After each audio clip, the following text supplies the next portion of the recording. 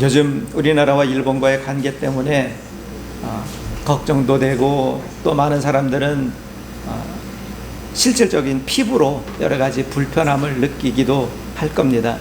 일본과 우리나라 관계가 이렇게 악화된 게 왜 그렇게 됐을까요? 이미 오랜 역사를 가지고 있습니다. 일본은 어떻게 해서든지 자신들의 한계를 해결해야 될 방법을 찾아야 됐어요. 그들의 한계는 뭡니까? 섬이에요. 섬입니다. 섬인데 이 섬은 아주 불안정한 섬입니다. 지질학적으로도 아주 불안정하죠. 환태평양 그 불레고리에 딱 걸쳐 있어서 수없이 지진이 일어나고 화산이 터지기도 하고, 또 온갖 해난 재난이 많이 일어나지요. 그러다 보니까 일본 사람들은 어떻게든지 안정된 땅을 소망하지요. 임진왜란을 일으킨 원인도 거기에 있고요. 우리나라가 일본하고 관계가 이렇게 되지 않을 기회가 있었죠. 만약에 우리가 우리 힘으로 해방을 맞았다면 이렇게 안 될 수도 있었어요.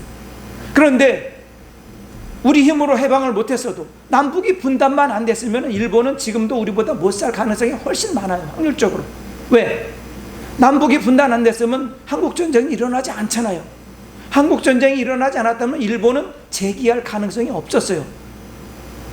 한국전쟁이 일어나는 바람에 미국서부터 물자를 한반도까지 싣고 오는 게 너무 힘드니까 일본한테 공장 지어주고 막 일본한테 니네 보고 군복도 만들고 초도 만들고 니네가 다 만들어 그래갖고 일본이 한국전쟁 동안에 경제가 확 회복이 된 거예요. 살아난 거예요. 우리는 완전히 폭삭 다 망했고요. 한국전쟁 때문에. 그리고는 차일피일 미루던 배상 문제를 1965년에 슬그머니 맺었죠. 국민들이 그렇게 반대하는데도 맺었어요. 우리나라가. 그래갖고 이전까지 있었던 모든 거 없었던 걸로 하자. 그래갖고 도장 확 찍었어요. 그래서 작년에 우리나라 대법원에서 미쯔비시를 비롯한 이 전범 기업들에 대해서 배상, 위안부 할머니들, 또 그다음에 징용으로 끌려갔던 노동자들에 대해서 배상하라고 판결을 내렸더니 일본 정부가 이거는 국제법을 어긴 거다. 니네 우리 정부에 대해서 이거 싸우자는 거냐? 그럼 우리 싸우자. 그래갖고 이 화이트 리스트에서 니네 제외하겠다. 일본 언론들이 이번 주에 쭉 발표한 것들을 보니까 8월 2일 이번 주 토요일에 일본 가의가 열리기로 했대요. 우리나라라면 국무회의가 열리는데 여기서 일본이 수출 무역 관리령 개정안을 거기서 확정을 하기로 했대요. 개정안을.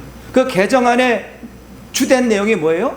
한국을 일본의 화이트 리스트에서 제외한다라는 거예요. 일본의 화이트 리스트라는 것은 뭐냐면요, 전략물자 수출 우대국 리스트예요. 그러니까 일본이 27개 나라, 전 세계 27개 나라, 미국, 영국, 프랑스, 독일 해갖고 27개 나라를 화이트 리스트로 이렇게 딱 해갖고 이 나라들은 어떤 물건도 다 수출을 할 수 있게 해줬어요. 어떤 물건도 다 그 나라들한테는 수출이 가능해. 특별한 제약 없이. 아시아에서는 유일하게 우리나라가 거기 있었는데 빼겠다는 거예요. 빼면 어떻게 됩니까? 일본 정부가 판단을 해서 이거는 한국이 이 재료를 가져다가 총알 만들 수도 있어. 그럼 안 돼. 그래서 그런 재료들, 이런 부품들은 일본 정부의 경제산업청에서 심사를 하게 하는 거예요. 수출 허가를 내주기 위해서 심사를 하는 거예요. 그런데 심사를 하는데 어떻게 심사해요? 그게 문제가 안 되는데 그냥 엿가락 늘리듯이 시간을 계속 질질 끄는 거예요. 사람이 지치게. 일본이 지금 화이트리스트에서 우리를 제외하고 나면은 한 8월 말부터 그렇게 하겠다는 거예요. 그렇게. 그래갖고 물건 수출을 이거 심사하는데 이거 문제가 있을 것 같아. 시간 질질 끌다가 한 6개월 있다가 1년 있다. 안 돼.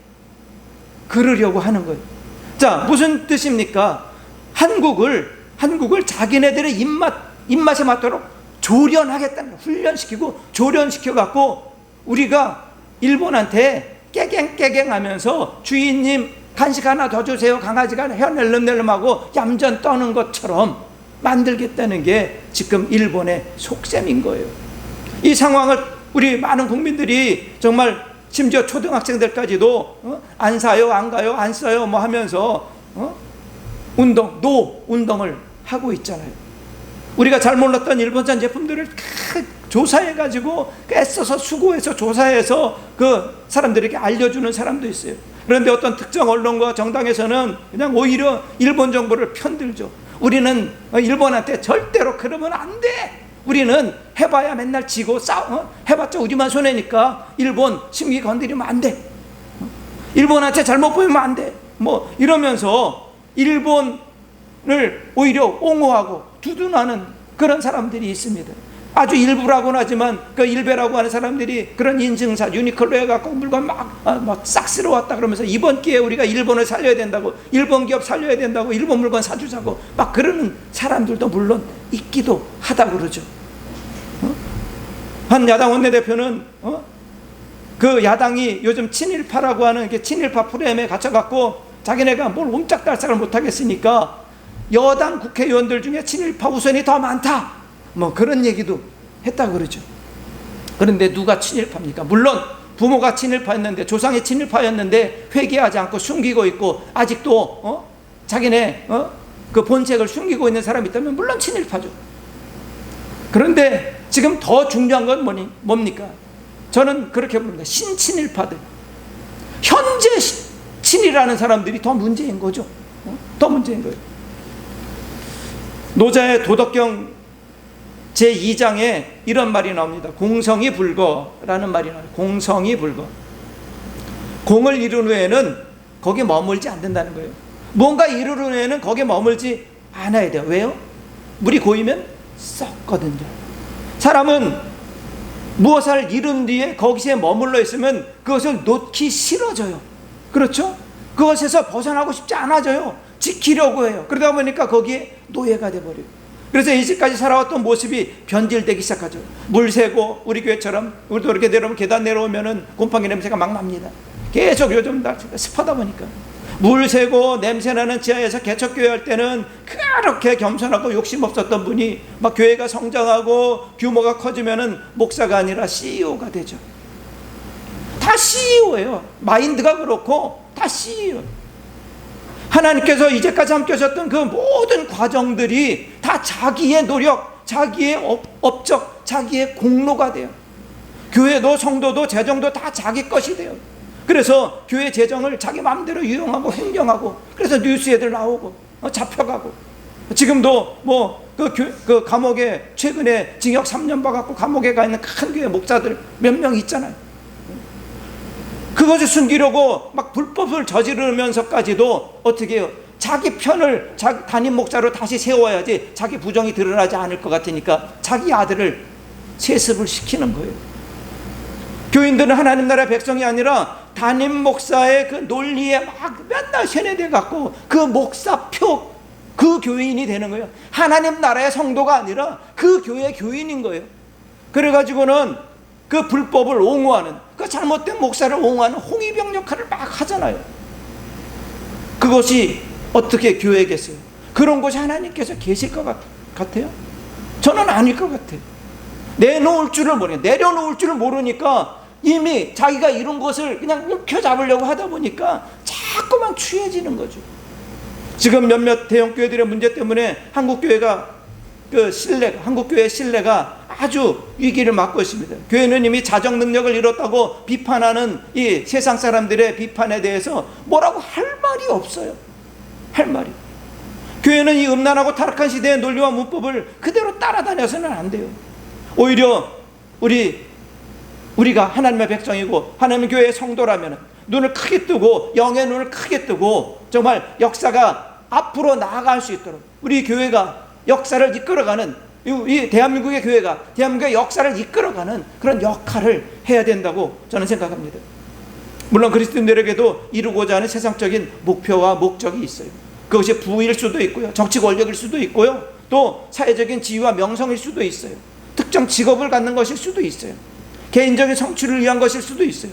당연히 이런 것들을 이루기 위해서 노력해야죠. 또 그것들 이루어야죠. 교인이라고 성도라고 그거 못 이루면 안 돼요. 이루어야죠. 하지만 그 목적이, 그 과정이 선해야 하는 거죠. 복수하고 여태까지 내가 당했던 거 복수해야지. 그래서 성공하면 안 된다는 거예요. 복수하고 지배하고 탄압하고 차별하고 빼앗아서 누군가의 눈에 눈물 나게 해서는 안 된다는 거죠. 그리고 목적이 이루어졌을 때 그것이 오직 내 것이라고 집착하면 안 되는 거예요. 예수님께서 거듭 제자들에게 가르쳐 주신 게 뭐예요? 섬기는 모습이잖아요. 우리가 이루는 것들을 통해서 우리도 예수님처럼 섬기는 삶을 살아가야 합니다. 그렇게 우리가 예수님처럼 살아갈 때 우리는 이제까지 비난하고 비판하고 교회가 왜 그러냐, 교인이 왜 그러냐 손가락질했던 사람들의 마음이 누그러질 거고요. 우리를 보는 그들의 시선이 변화되기 시작할 것입니다. 제가 대학원 다닐 때 그 신학대학원 그 강의하는 건물 벽에 입구에 그런 글귀가 쓰여 있었어요. 로마서 8장 32절. 요한복음 8장 32절 말씀이 있었어요. 무슨 말씀일까요? 진리를 알지니 진리가 너희를 자유롭게 하리라. 그렇습니다. 진실한 사람은 자유를 누려요. 사람을 정말 진정으로 대하는 사람은 다른 사람들이 두렵지 않아요. 하지만 거짓말을 말하거나 거짓을 행하는 사람들은 늘 불안하죠. 왜? 탄론할까 봐.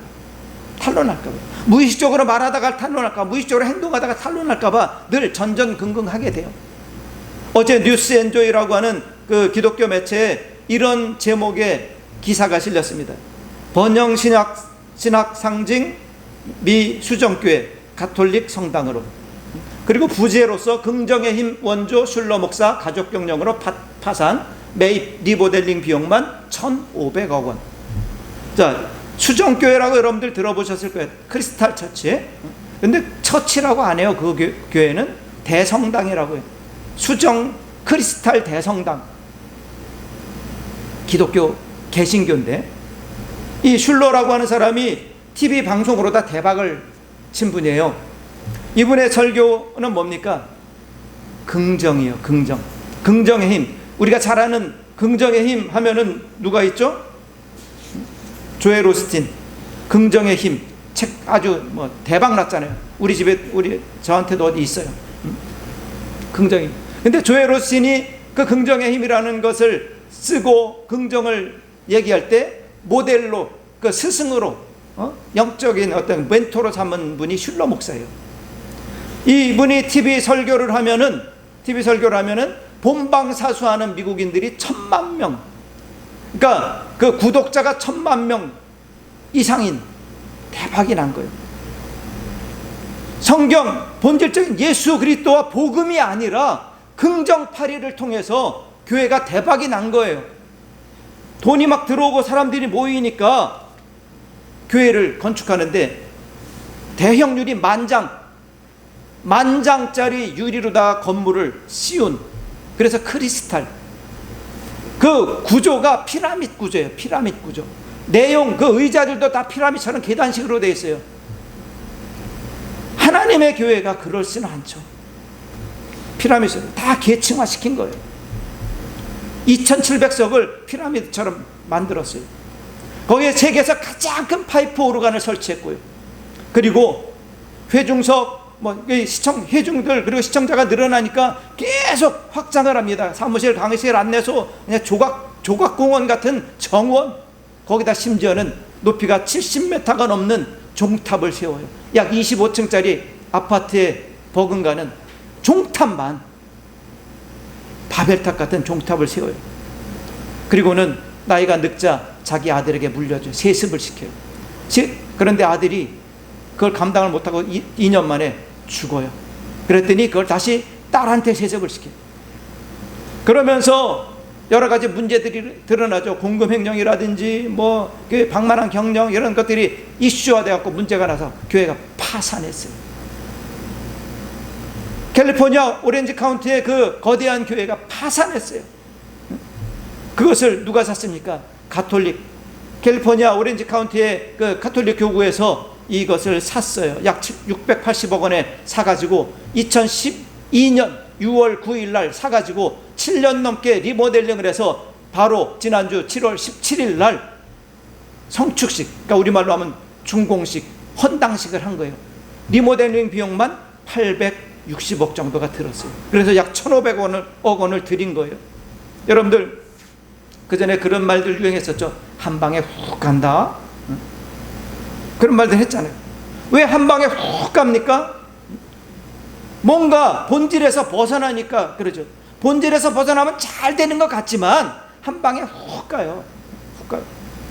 수정교회 이 뉴스는 요즘 우리나라 기독교의 현실 그리고 내일을 보여주는 것 같아서 마음이 안타까워요. 교회가 우리 그리스도인들이 추구해야 될 것은 돈이나 권력이나 교회 성장이나 교인 수 증가가 아니어야 된다는 거예요. 그것보다 먼저 우리 신앙의 본질을 회복해야 돼요. 복음이 먼저고 말씀이 먼저예요. 말씀대로 살아가고 말씀대로 나누고 말씀대로 섬기고 말씀대로 용서하고 말씀대로 품는 것이 먼저여야 되죠. 목사들이 무슨 조직의 우두머리인 것처럼 앞에서 막 구호를 외치면은 교인들은 거기에 박수를 치고 그냥 그것이 가짜인지 선동인지 분별할 생각은 안 하고 그냥 우르르 몰려다니면서 혐오와 배척을 주장해요. 그럼 당장은 뭔가 그 교회가 하는 것 같겠지. 힘도 생기고 규모도 커질 수 있겠죠. 하지만 본질에서 벗어나서 그러다 보면 엉뚱한 곳으로 가는 거예요. 그리고 수정교회처럼 교회가 아무리 크면 뭐예요? 수정교회가 한 방에 훅 가잖아요. 교회가 그리스도인의 본질이 아닌 것을 주면 약해질 수밖에 없어요. 세속적인 유혹 앞에 비굴해질 수밖에 없어요. 내 욕심 때문에 자기 욕심 때문에 간교해질 수밖에 없어요. 하지만 믿음의 본질 위에 바로 서려고만 하면 하나님께서 성령으로 우리와 함께 하셔요. 지혜와 능력이 되어주시고 지키시고 인도하시는 보호자가 되어주셔요. 그래서 헛된 것들 쫓다가 한 방에 훅 가는 그런 어리석음에 빠지지 않도록 우리를 지켜주셔요. 로마서 8장 35절을 보십시오. 누가 우리를 그리스도의 사랑에서 끊겠느냐? 환난이나 곤고나 박해나 기근이나 적신이나 위험이나 칼이랴. 사도 바울이 이걸 다 겪었다는 거예요. 환난과 공고와 박해와 굶주림과 헐벗음, 위험, 심지어 칼까지도. 하지만 그 모든 것들이 예수님과 자신과의 관계를 끊지 못했다는 거죠. 이 온갖 어려움과 시련을 겪었지만 그러나 바울은 예수님에게서 떨어지지 않았어요. 오히려 그 고난과 시련이 더욱 강한 묶는 줄이 되어서 예수님과 바울을 한데 묶었던 거예요. 바울의 의지가 강했기 때문일까요? 아니에요. 주님의 사랑이 바울을 붙들었던 거예요. 왜 주님의 사랑이 바울을 붙들었어요? 바울이 주님의 사랑을 간구했으니까. 오직 주님의 사랑만 보았으니까. 그렇기 때문에 바울은 그 주님의 사랑이, 주님이 주시는 그 사랑이 세상이 주는 그 혹독한 고난과 시련보다도 더 컸던 거예요. 그래서 바울이 다시 고백하죠. 37절에서. 그러나 이 모든 일에 우리를 사랑하신 이로 말미암아 우리가 어떻다고요? 넉넉히 이긴다는 거예요. 넉넉히. 그저 겨우 이 악물고 견디는 게 아니라 하나님의 사랑이 함께하니까 모든 것들이 한 주먹거리도 안 되는 거예요. 38절 39절 계속 보니까요. 내가 확신하노니 사망이나 생명이나 천사들이나 권세자들이나 현재일이나 장래일이나 능력이나 높음이나 깊음이나 다른 어떤 피조물이라도 우리를 우리 주 그리스도 예수 안에 있는 하나님의 사랑에서 끊을 수 없다. 오직 하나님을 바라보아야죠. 오직 말씀에 집중하고 세상 헛된 것들에 미혹돼서 우르르 몰려다니지 말아야 됩니다. 언제나 어떤 상황에서 하나님 앞에 거하려고 애써야 됩니다. 예배에 성공하는 게 그런 거예요. 그럼 우리와 함께 하신 하나님께서 우리를 진리 안에 살게 하시고 그 진리로 말미암아 우리가 자유와 평강을 누리게 하셔요. 그런데 오늘 우리가 읽은 로마서 9장을 보면은 바울이 8장에서 이렇게 당당하게 선포하던 바울이 뭐라고 얘기합니까? 1절 보니까 슬퍼해요. 아파요. 마음에 근심이 있어요. 고난과 역경에도 당당했던 이 바울이 왜 이렇게 슬퍼하고 아파합니까? 이스라엘 민족, 자기 같은 민족 이스라엘이 너무나 지금 그런 모습인 거예요. 유대인들은 하나님을 섬기는데 제사 지는 데는 열성이었지만 잘못된 선민의식에 빠져가지고는 복음을 받아들이지 않고 있는 거예요. 그릇된 확신이 의심보다 회의보다도 더 위험한 거예요. 그들은 예수를 따르는 이들을 저주했어요. 심지어 박해했어요. 지금도 자기가 옳다고 생각하는 그런 생각에 사로잡힌 사람들은 다른 사람을 용납하지 않잖아요. 용납하지 않아요. 받아들이질 않아요. 한번 생각이 고정되면은 다른 걸 받아들이질 못해요. 그들은 자기들의 생각이나 태도에 동조되거나 동화되기를 거부하는 사람들은 그냥 배척을 해요. 원수가 되고. 그렇죠.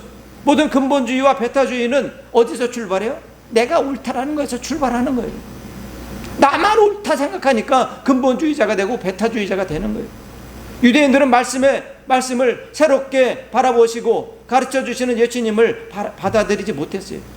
참다운 길이 눈앞에 있는데 지금까지 걸어왔던 그 잘못된 길을 계속 고집하는 거예요. 편견의 자를 가지고 사람들을 평가하고 재단하고 편가르는 일에 익숙했기 때문에 그 고통을 겪고 있는 이들을 품는 자비가 없었던 거예요.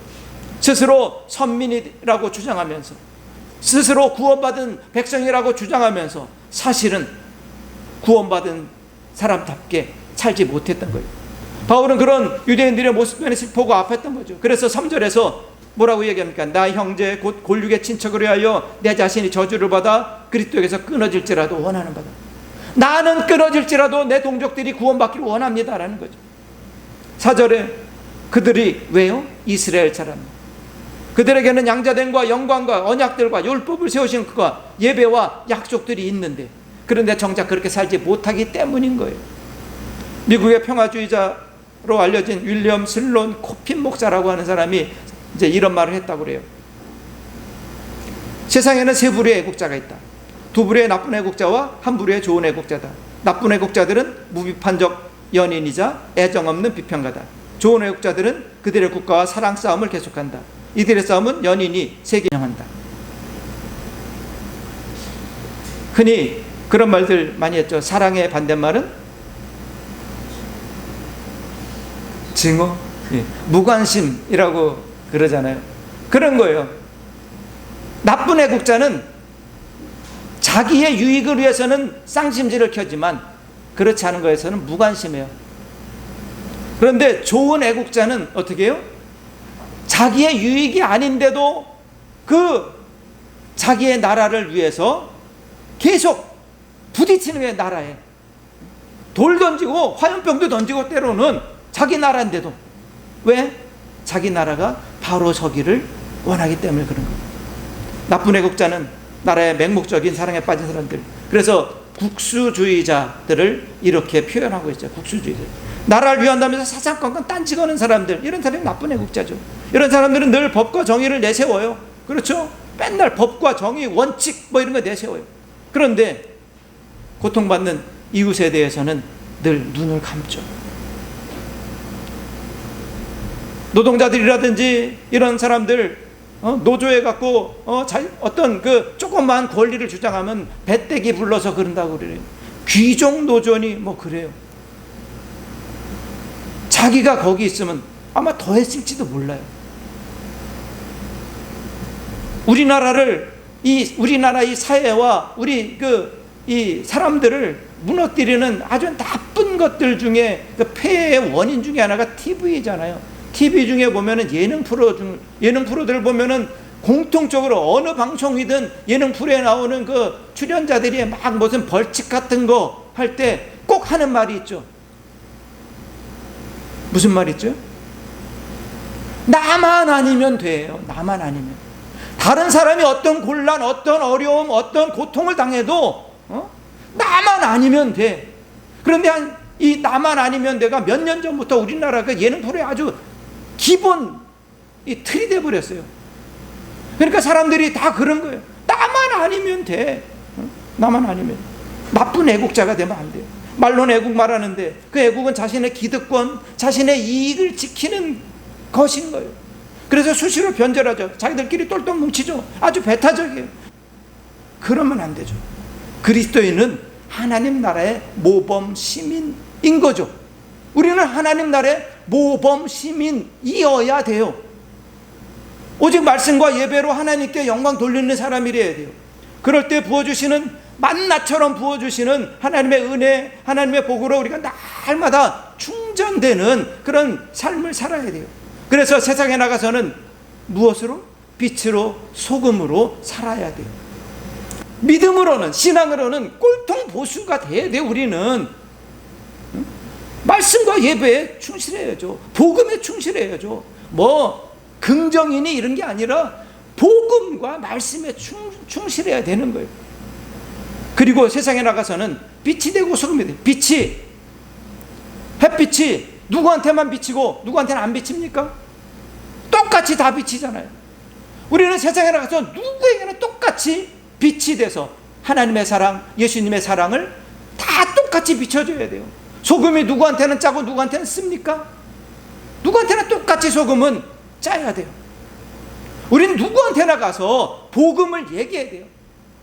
잘한 것은 잘했다, 잘못한 것은 잘못했다 말하되 그를 징계하고 심판하는 것이 아니라 잘못한 사람에게 잘못했으니 돌아오라고 권고해야 되고, 그를 위해서 눈물로 기도해야 되고, 그리고 그를 품어야죠. 그런데 우리 편 아니라고 원수 취급하고 마귀 취급하고, 이게 아니어야 된다는 거예요. 하나님 앞에서 우리가 온전한 그리스도인처럼 살기를 원합니다.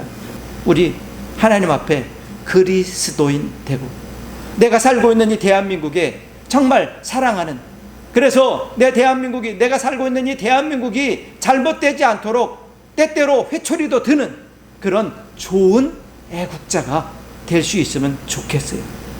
그렇게 우리나라가 일본과의 관계도 잘 해결될 수 있도록 기도하는 우리 교회들이 될 수 있으면 좋겠고요. 우리나라와 또 이웃을 향해서 우리가 열린 마음으로 품고 용서하고 사랑을 나누고 정말 빛을, 소금을, 그 소금의 맛을 전하는 그런 그리스도인이 됐으면 좋겠어요. 우리 교회가 작지만, 우리가 연약하지만 그렇게 하나님 앞에 정말 큰 역할을 감당할 수 있는 저와 여러분들 될 수 있기를 우리 주님의 이름으로 간절히 축원합니다. 기도하겠습니다. 그렇습니다. 하나님, 마치 형제이고 이웃이었던 가나안 족속들이 그렇게 이스라엘을 핍박하고 수탈하며 괴롭게 했던 것처럼 오랜 역사의 흐름 속에서 이웃나라 일본이 끊임없이 우리나라를 괴롭게 하려 합니다. 하나님을 향한 믿음으로 모든 곤란을 이겨냈던 이스라엘처럼 우리나라도 이 어려운 상황을 당당하고 넉넉히 이겨낼 수 있도록 먼저 하나님의 백성들이 바른 판단과 나라를 사랑하는 마음으로 기도하며 정의를 행할 수 있도록 인도해 주옵소서. 그렇게 하나님 앞에 바로 서서 하나님의 인도하심에 합당한 삶을 살아서 개인적으로도 소망과 꿈을 이루며 은혜도 충만하게 되며 우리 나라와 민족도 사랑과 화평과 넉넉함이 넘치도록 축복하옵소서. 예수님 이름으로 기도합나이다. 아멘.